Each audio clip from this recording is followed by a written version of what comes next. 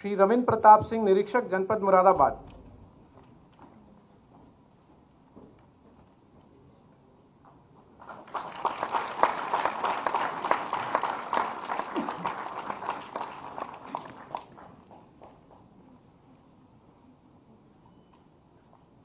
श्री दिनेश कुमार ढोंडियाल, निरीक्षक अभिसूचना विभाग।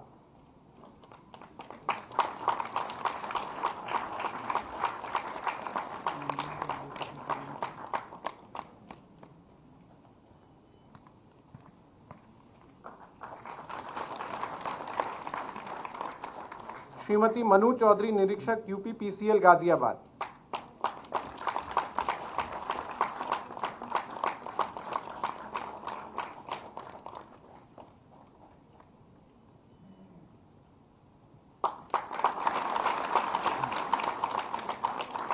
वर्ष 2023 से क्रमशः श्री शैलेश कुमार पांडे, पुलिस उप महानिरीक्षक आगरा परिक्षेत्र।